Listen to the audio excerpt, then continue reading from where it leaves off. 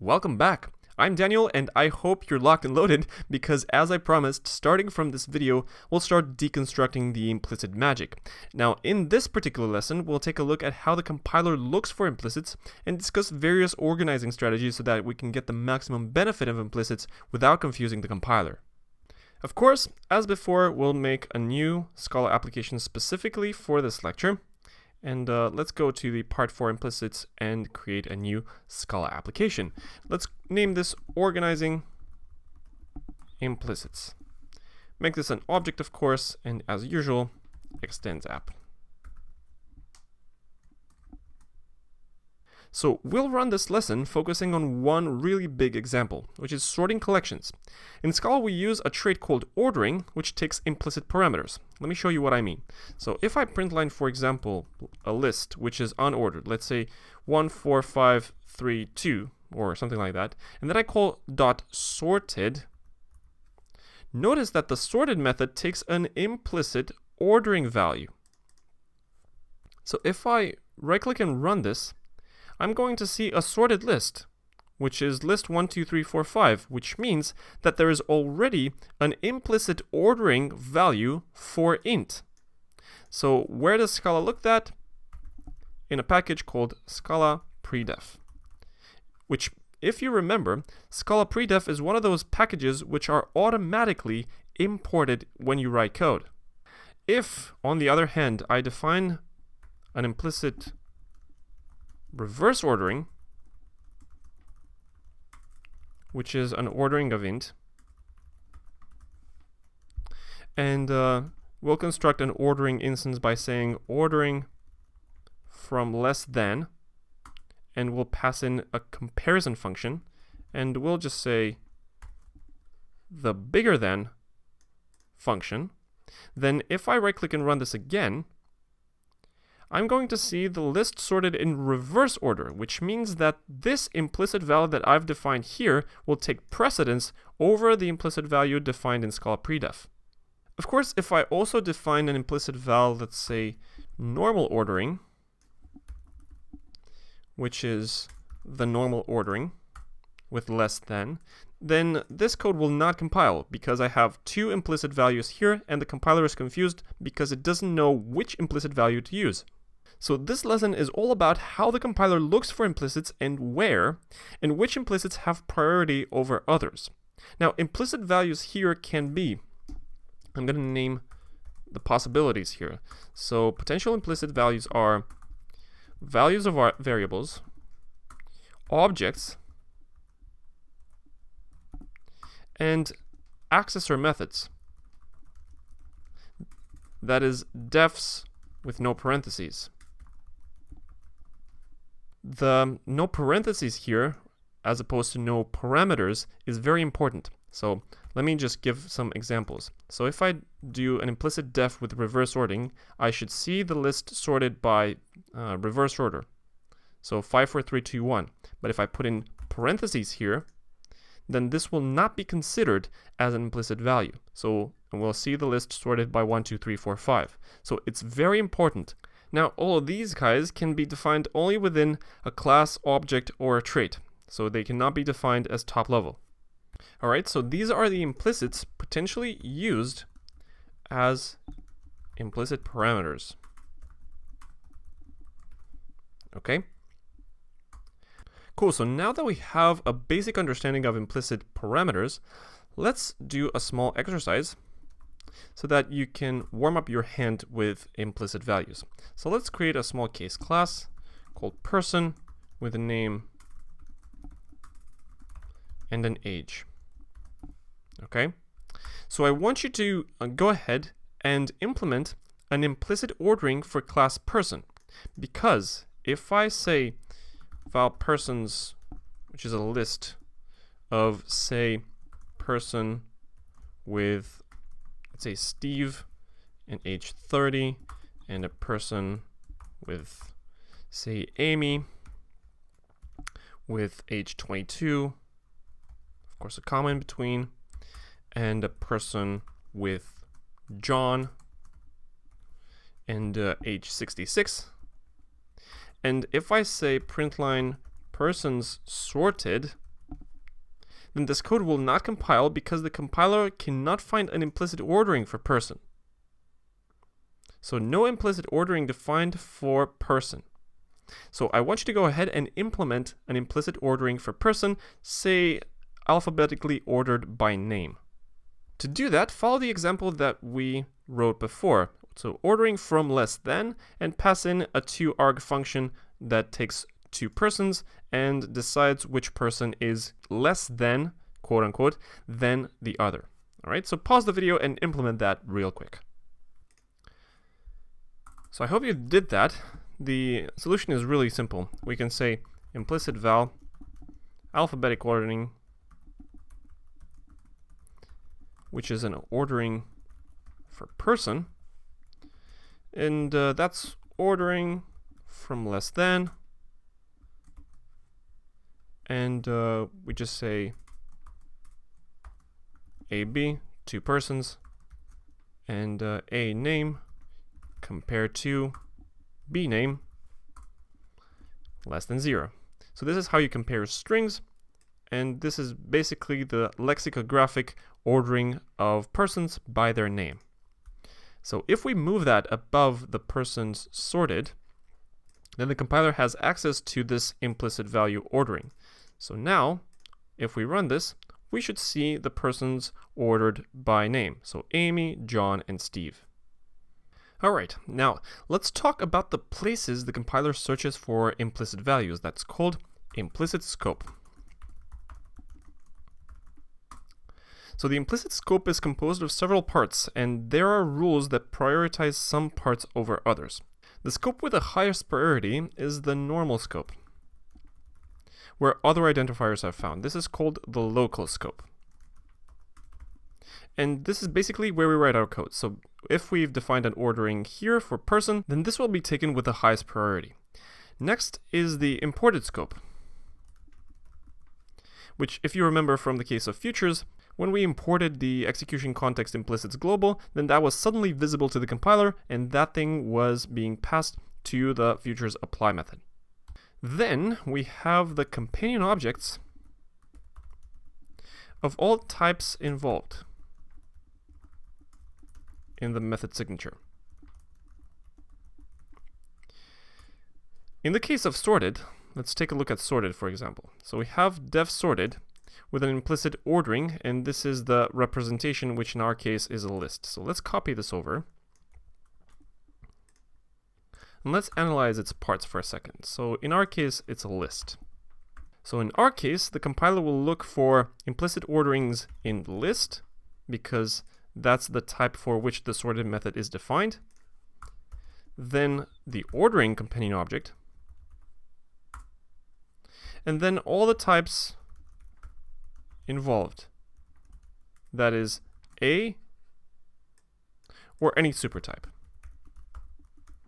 So for example, if we move this implicit val in some object and have our implicit value defined here, then this code will not compile anymore, because the compiler will say no implicit ordering found, because in all this implicit scope, the compiler has not found an ordering for person. The compiler doesn't look for all the values in all the objects we define. It's just going to look in here. Conversely, if we make this the companion object for person, then this code will suddenly compile, because it's now involved in the implicit scope at this level. Which brings us to a small set of best practices.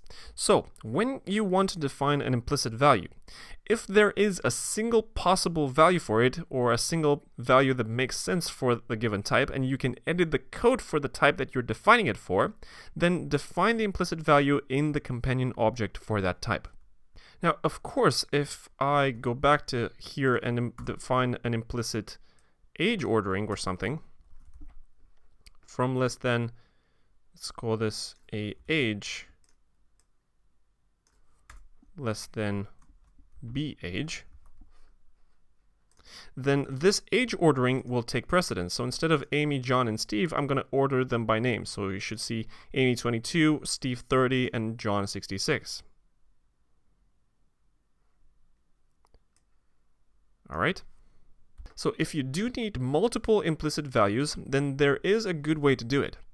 So, in essence, if you have more than one possible values for the implicit value that you want to define, but a single good one or that makes sense for most of the cases and other outliers, and you can still edit the code for the type that you're defining the implicits for, then define the good implicit in the companion and the other implicits elsewhere, preferably in either the local scope or in other objects, as we'll see in a second. If there are many good possible values, then we should package them separately and make the user explicitly import the right container. So if, for example, the alphabetic ordering and the age ordering are both likely to occur with roughly the same chances in the user's code, then we should package them separately in different objects. So say I want to comment out the person companion, and let's say I have the alphabetic ordering inside a special object. Let's call this alphabetic name ordering, and put the implicit value here, and also put the implicit age here in another object. Let's say age ordering, and I'm going to comment this out so that we don't confuse the compiler. And if these two implicit orderings are as likely to occur, then when you want to use one of them, just say import alphabetic name ordering dot underscore or dot the actual implicit value name if you want to be really specific, and print line persons dot sorted.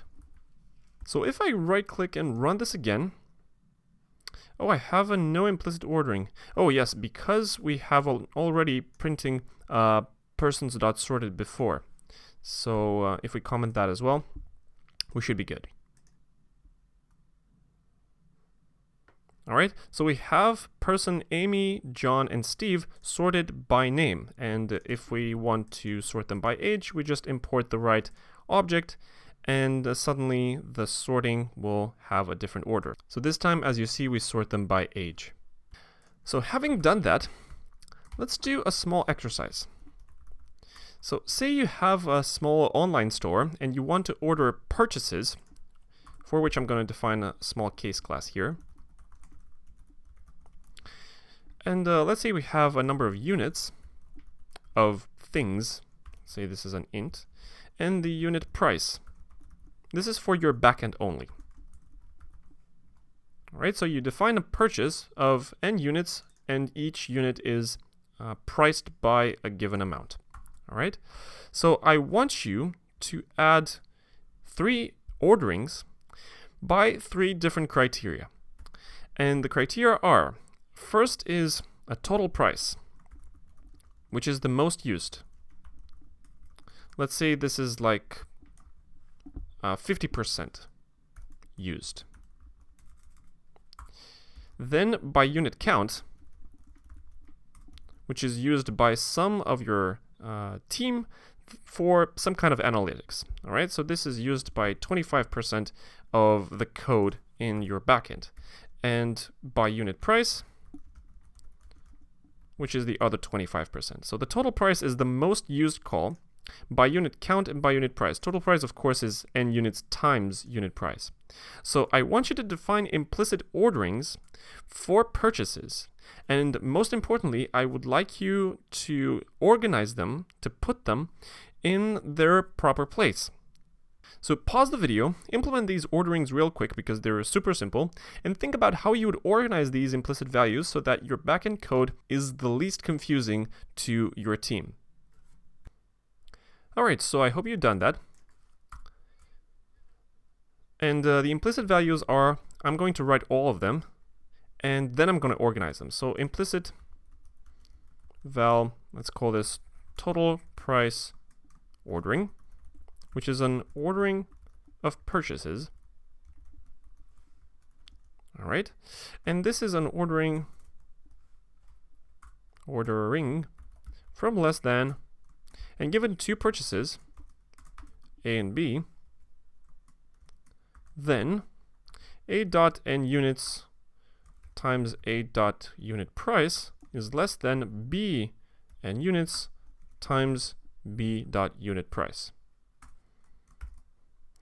If you really want to refactor this, you can add a total price method in purchase and just compare them by that. All right. Next, implicit val, say unit count. Ordering. Again, this is an ordering of purchases. And this is again an ordering from less than. And we're going to say first dot n units less than the second dot n units. And the other thing with the price, so unit price, this is very, very similar. But instead of n units, we compare by price, so unit price.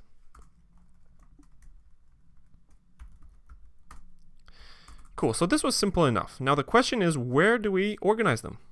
Now, a good way to do it is that because the first one is the most used, we can put this guy in the companion object for purchase. So we can say object purchase and put the total price ordering inside. Because this is the most likely to occur in your code. So when you have a list of purchases and you put purchases.sorted, automatically people will think about the total price ordering. Now, if people want to get really specific, they can import, and this is the second part of the question, will import the proper ordering for their use case. So if they want a unit count ordering,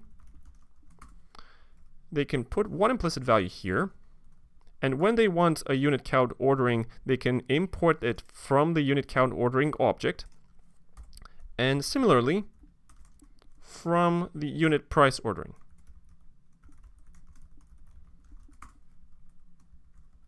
Because they are as likely to occur. And when people need some more specific ordering, they can simply import, for example, unit count ordering dot underscore. And when they say purchases dot sorted, like you say persons dot sorted above, then they will think that the unit count ordering that they have imported is the right criteria to sort.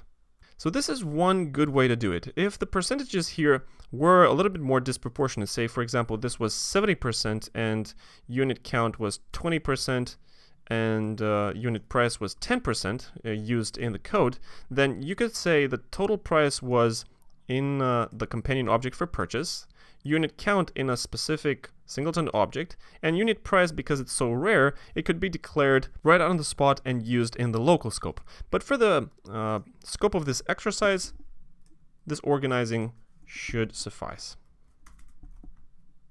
Alright, so we've learned how to organize our implicit values so that we get the max benefits without confusing either the compiler or our fellow developers. Now, join me in the next video in which we are going to switch gears and start looking into the real power that implicits can give us.